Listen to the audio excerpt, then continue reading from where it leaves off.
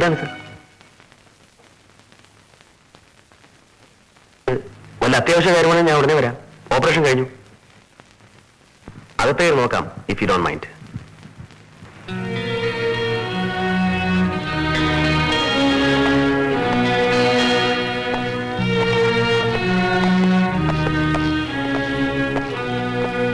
Sir, ഇതെവിടെയാണ് സൂക്ഷിക്കേണ്ടത്?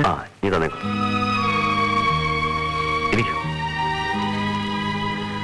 അരുൺ തക്ക സമയത്ത് വാല് തുറന്നതുകൊണ്ട് എനിക്ക് പോലീസിനെ വിശ്വസിപ്പിക്കാൻ സാധിച്ചു. സാറ് ഓപ്പറേഷൻ മാറ്റി വെച്ചപ്പോൾ എനിക്ക് സംശയം തോന്നി. Thank you very much. എനിക്ക് വ്യക്തമായ ഉറപ്പുണ്ട്.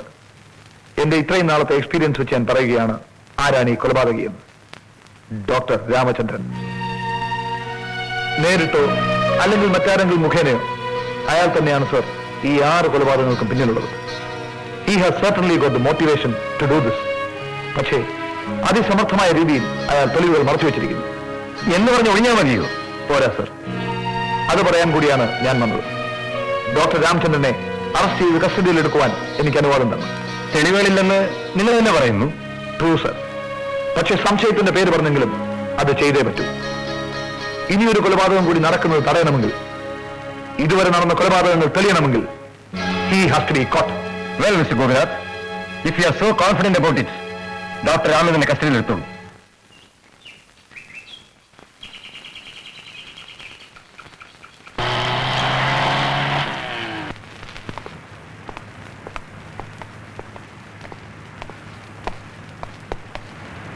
ഡോക്ടർ എവിടെ പോയി? ഡോക്ടർ ബാംഗ്ലൂർ ഒരു കോൺഫറൻസിന് പോയതാ. എന്ന് പറയാൻ പറഞ്ഞേൽപ്പിച്ചോ അതോ? അല്ല സാർ, പോകുന്നു പറഞ്ഞു. അത്രേ ഞങ്ങൾക്കറിയാവൂ. ബാംഗ്ലൂരിൽ എന്ത് കോൺഫറൻസ്? ഏതോ മെഡിക്കൽ കോൺഫറൻസ് എന്ന് മാത്രം പറഞ്ഞു. അതെവിടെയാണെന്നും എപ്പോഴാണെന്നും അറിയില്ല അല്ലേ? ഇല്ല സാർ. ഡോക്ടർ രാമചന്ദ്രൻ നമ്മുടെ കണക്കുകൂട്ടലുകളെ കടത്തുവിട്ടി കളഞ്ഞില്ല മിസ്റ്റർ രവീന്ദ്രൻ. അയാൾ ഒളിവിലാകുമെന്ന് ഞാൻ ഒരിക്കലും കരുതിയില്ല. ബാംഗ്ലൂരിലേക്കാണ് പോയത് അല്ലേ? അതെ സർ. കർണാടക പോലീസിനുള്ള നിർദ്ദേശങ്ങൾ നൽകാൻ ഞാൻ കമ്മീഷനോട് പറയാം. Take your seat. Thank you sir. Now do one thing. ഡോക്ടറുടെ വീടിന് മുന്നിലും ഹോസ്പിറ്റലിന്റെ പരിസരത്ത് പോലീസ് കാവൽ നിൽക്കട്ടെ. Yes sir. ഹോസ്പിറ്റലിലുള്ള സ്റ്റാഫിനെ എല്ലാം വളരെ ക്ലോസ് ആയി വാച്ച് ചെയ്യണം. Okay? Okay sir. Gopinath here. ഞാൻ ഡോക്ടർ രാമചന്ദ്രൻ. പരിഭ്രമിക്കണ്ട. ബാംഗ്ലൂർ വരെ പോയി എന്നെ തേടി അലയണമെന്നില്ല. ആ ബുദ്ധിമുട്ട് ഒഴിവാക്കാമെന്ന് കരുതി. ഞാൻ സംസാരിക്കുന്നത് ഇവിടെ നിന്ന് തന്നെയാണ്, ഇതേ നഗരത്തിൽ നിന്ന് തന്നെ. ഡോക്ടർ രാമചന്ദ്രൻ, നിങ്ങൾ ഈ കാണിക്കുന്നത് ബുദ്ധിമോശമാണെന്നായിരിക്കും നിങ്ങൾ പറയുന്നത്. പക്ഷേ എന്റെ മനസ്സാക്ഷി എന്നോട് പറയുന്നത് ഇത് ധർമ്മമാണെന്നാണ്. ഞാൻ വിളിച്ചത് ഒരു പ്രത്യേക കാര്യം ഓർമ്മിപ്പിക്കാൻ വേണ്ടിയാണ്. എന്റെ നീക്കങ്ങളെ ട്രേസ് ചെയ്തെടുക്കാൻ വേണ്ടി നിങ്ങൾ വെറുതെ മെനക്കെടണമെന്നില്ല. നിങ്ങൾക്കതിന് കഴിയില്ല മിസ്റ്റർ ഗോപിനാഥ്. നിങ്ങളുടെ ഓരോ മുൻകരുതലുകളും ഓരോ ആക്ഷനും നിങ്ങളുടെ കീഴുദ്യോഗസ്ഥന്മാർ പോലും അറിയുന്നതിന് മുമ്പേ ഞാൻ അറിയുന്നു. എങ്ങനെ അറിയുന്നു എന്നാവും അടുത്ത ചോദ്യമെങ്കിൽ, വെൽ ഇറ്റ്സ് സിമ്പിൾ. നിയമത്തിന്റെ പിന്തുണയില്ലാത്തൊരു പാവം മനുഷ്യനായിരുന്നു ഞാൻ. എന്നാൽ ഇപ്പോഴങ്ങനെ അല്ല എന്ന് മനസ്സിലാക്കൂ.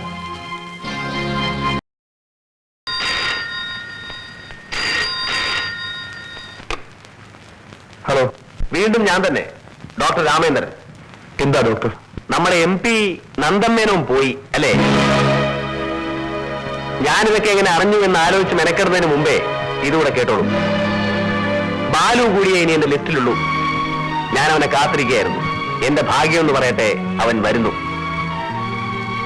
18-ാം തീയതി രാവിലെ 10:40 വിവാഹം. മിസ്റ്റർ ഗോപിനാഥ്, ബാലു ആ പെൺകുട്ടിയുടെ കഴുത്തിൽ താലി വെക്കില്ല.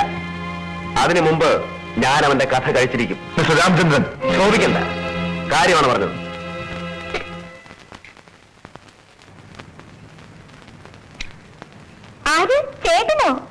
പതുക്കെ ഉറക്കെ സംസാരിച്ച മോൾക്ക് ഇനിയും ക്ഷീണം കൂടും. ചേട്ടാ, എനിക്കിപ്പോ അസുഖം എല്ലാം ഭേദമായി. ഇനി ഹോസ്പിറ്റലിൽ കിടക്കുന്ന എന്തിനാ? നമുക്ക് വീട്ടിൽ പോവാം. പോകാം, കുറച്ചുകൂടെ കഴിയട്ടെ. എന്തിനാ കുറച്ചുകൂടെ കഴിയുന്നത്? ഇപ്പൊ തന്നെ എത്ര ദിവസമായി ചേട്ടനെ കണ്ടിട്ട്? എവിടെയായിരുന്നു? ഒരുപാട് ജോലി തിരക്കുണ്ടായിരുന്നു. ഇവിടെയല്ല, പുറത്ത്, ബാംഗ്ലൂരിൽ. ഇപ്പൊ തന്നെ പുഷ്പയെ കാണാൻ യാത്രക്കിടയിൽ ഇറങ്ങിയതാണ്. അല്ലെങ്കിൽ ചിലപ്പോ കാണാൻ കഴിഞ്ഞില്ലെങ്കിലോ? ഇനിയും പോവാണോ? പോണം കുഞ്ഞെ. ഒരു ജോലി കൂടെ ബാക്കിയുണ്ട്. എപ്പോ വരും? വരും വരും പുഷ്പേ. ആ, മരുന്നുകളൊക്കെ നേരത്തെ കഴിക്കണം.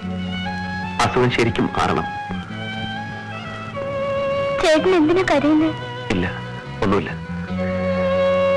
ഓരോന്നങ്ങനെ ഓർത്തുപോയി. ഇങ്ങനെയൊന്നും സംഭവിച്ചില്ലായിരുന്നെങ്കിൽ പുഷ്പയ്ക്കിപ്പോ മെഡിസിന് ചേരുന്ന സമയമായി അല്ലേ? അതാണോ? അത് സാരമില്ല, ഇനിയും ഉണ്ടല്ലോ സമയം. ശരിയാണ്, ഇനിയുണ്ടല്ലോ സമയം.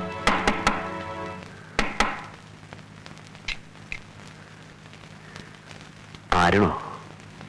ഞാൻ കാണാൻ കാത്തിരിക്കുകയായിരുന്നു. വരൂ, എനിക്കൊരു കാര്യം പറയാനുണ്ട്. സെക്യൂരിറ്റിയുടെ കാര്യങ്ങൾ ഞാൻ ഗോപിനാഥിനെ ചുമതലയേൽപ്പിച്ചിരിക്കുകയാണ്. ഓർമ്മയുണ്ടല്ലോ? Yes sir. കല്യാണത്തിന് വരുന്ന എല്ലാ അതിഥികളെയും കർശനമായ പരിശോധനയ്ക്ക് ശേഷം മാത്രം കടത്തിവിട്ടാൽ മതി. ഇവിടെ നമ്മൾ തോറ്റു കൊടുക്കാൻ പാടില്ല. Sure sir. അകത്ത് വേണ്ടത്ര പോലീസുകാരെ നിർത്തുക. പുറത്ത് എത്ര കാലം പോലീസ് വേണമെങ്കിലും ബന്ധവസിനുണ്ടാകട്ടെ. ബട്ട് ഒരു പഴുത് പോലും വിട്ടുപോകരുത്. We must face the challenge. Yes sir. എല്ലാം വളരെ ഭംഗിയായി ചെയ്തിട്ടുണ്ട്. Short circuit TV, metal detector എല്ലാം. ഹലോ, അതെ ഉണ്ട്, ഫോൺ.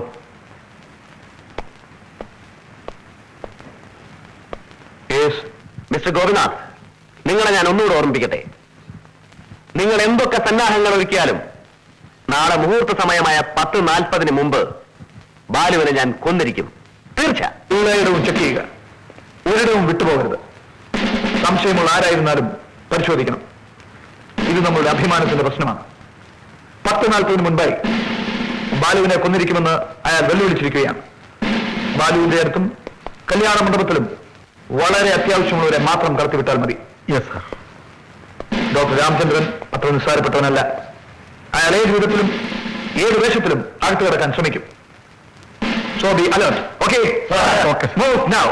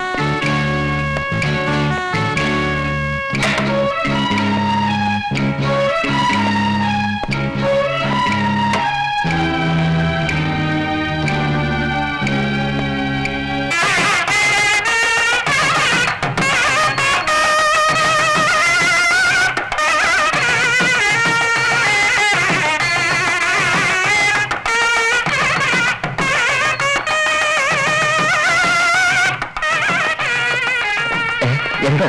അയ്യോ, ഒന്നും വേണ്ട. ഇവരെല്ലാം എന്റെ അടുത്ത ബന്ധുക്കളാ. Hello, wonderful arrangement. Mister Gopinath, സെക്യൂരിറ്റിയുടെ കാര്യത്തിൽ താങ്കൾ ഇത്രമാത്രം ശ്രദ്ധിക്കുമെന്ന് ഞാൻ ഒരിക്കലും കരുതിയില്ല. I am very happy. ഈ വലയം തേച്ച് അകത്ത് കിടക്കാൻ ഡോക്ടർ രാമേന്ദ്രനല്ല, സാക്ഷാൽ ഉടയമ്പലം വിചാരിച്ചാൽ പോലും സാധ്യമല്ല. Thank you sir. Thank U.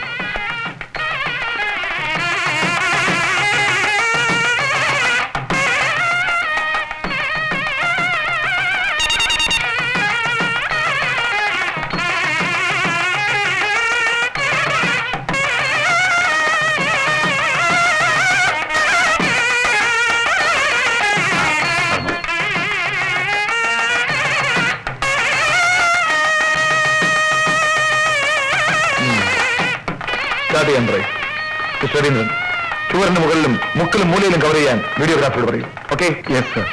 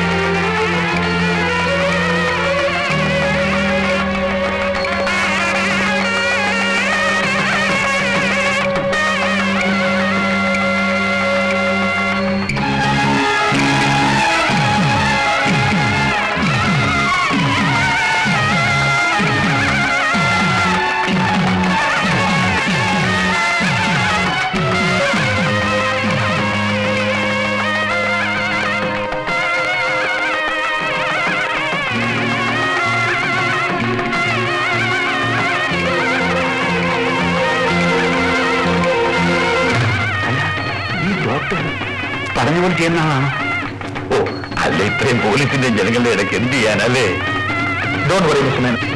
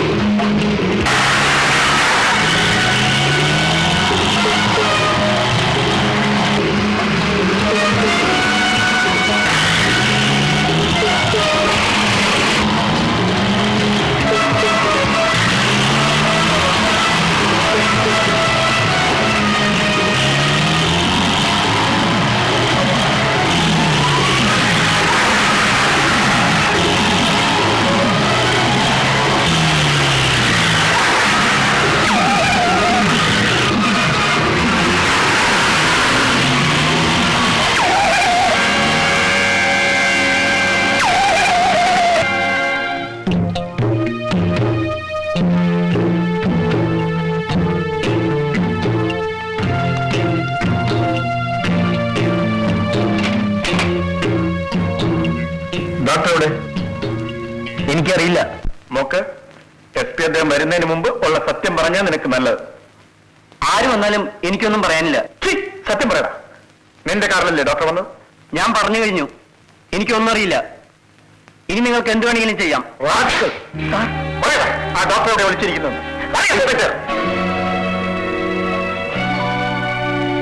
ഞാനെങ്ങും വിളിച്ചിട്ടില്ല, ഇവിടെ തന്നെയുണ്ട്.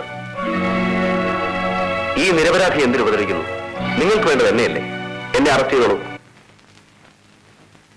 മാസങ്ങൾക്ക് മുമ്പ് ഇതേ കോടതിയിൽ ഇതേ ന്യായാസനത്തിന് മുന്നിൽ കണ്ണീരിന് പകരം ചോര ഒലിക്കുന്ന കണ്ണുകളുമായി ഞാൻ നിന്നു.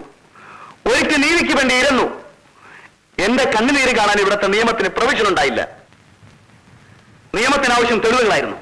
What the hell should I have done at the moment of my life? തെളിവുകൾ. സ്വന്തം ഭാര്യയും പെങ്ങളും എന്റെ കൺമുന്നിൽ വെച്ച് ക്രൂരമായി ബലാത്സംഗം ചെയ്യപ്പെടുമ്പോൾ കൈയും കാലും കെട്ടപ്പെട്ട് ശബ്ദമുയർത്താൻ പോലും കഴിയാതെ എല്ലാം കണ്ടു നിൽക്കേണ്ടി വന്ന എന്റെ ഗതികേട് ഞാനപ്പോൾ പിന്നെ എന്ത് ചെയ്യണമായിരുന്നു? തെളിവുകൾക്ക് വേണ്ടി സാക്ഷികളെ വിളിച്ചു കൂട്ടണമായിരുന്നോ? നിയമം തെളിവുകൾക്ക് വേണ്ടി മുറവിളി കൂട്ടിയപ്പോൾ അതിന്റെ പരിധികൾക്കിടയിലൂടെ അപരാധികൾ രക്ഷപ്പെട്ടു. തെളിയിക്കപ്പെടാതെ പോയ സത്യങ്ങളെ നിയമം കണ്ടതേയില്ല. എന്റെ കൺമുന്നിൽ വെച്ച് ആ ക്രൂരകൃത്യം ചെയ്തവരെ രക്ഷിക്കാൻ അലീബി എവിഡൻസ് ഉണ്ടായിരുന്നു. അതിന് സാക്ഷ്യം വഹിക്കാൻ നിയമം നിർമ്മിക്കാൻ വേണ്ടി ജനങ്ങൾ പാർലമെന്റിലേക്ക് തെരഞ്ഞെടുത്തയച്ച ഈ ജനപ്രതിനിധി ഉണ്ടായിരുന്നു. തെളിവുകളുടെ പിൻബലം മാത്രം നോക്കുന്ന നിയമം. ഇതിന്റെ പേര് നീതി എന്നാണെങ്കിൽ ഞാൻ പറയും ആ വാക്കിന് അർത്ഥം നഷ്ടപ്പെട്ടുവെന്ന്. അപരാധികളെന്ന് സത്യം ബോധ്യപ്പെടുത്തിയ അവരെ 7 പേരെയും അലീബി എന്ന സ്ഥാപിച്ചെടുത്ത തെളിവുകൾ രക്ഷപ്പെടുത്തി. അവർ 7 പേരും ഒന്നും ജീവിച്ചിരിപ്പില്ല. സത്യം എന്തുമാവട്ടെ, അവരെങ്ങനെ കൊല്ലപ്പെട്ടു? അത് തെളിയിക്കാൻ ഇവിടുത്തെ നിയമത്തിന് ശക്തിയുണ്ടോ? I am saying a big no. ഇല്ല സാർ, തെളിവുകൾ ഹാജരാക്കാൻ ഇവർക്ക് കഴിയില്ല. ഓരോ കൊലപാതകങ്ങൾ നടക്കുമ്പോഴും പോലീസ് ഡിപ്പാർട്ട്മെന്റിനെ സംശയിച്ചു. പക്ഷേ കൊല്ലപ്പെട്ടവർ എനിക്കെതിരെ പ്രയോഗിച്ച അതേ അലീബി എവിഡൻസിന്റെ എന്റെ രക്ഷയ്ക്കെത്തി. I can prove it. എനിക്കിത് പ്രൂവ് ചെയ്യാൻ കഴിയും. ഓരോ കൊലപാതകങ്ങൾ നടക്കുമ്പോഴും ഞാൻ ഓരോരോ സ്ഥലങ്ങളിലായിരുന്നു. ജഡ്ജിയുടെ വീട്ടിൽ, ഓപ്പറേഷൻ തിയേറ്ററിൽ, കോൺഫറൻസ് ഹാളിൽ. ഈ അലീബികൾക്ക് സാക്ഷ്യം വഹിക്കാൻ ഞാൻ എത്ര പേരെ വേണമെങ്കിലും നിരത്താം.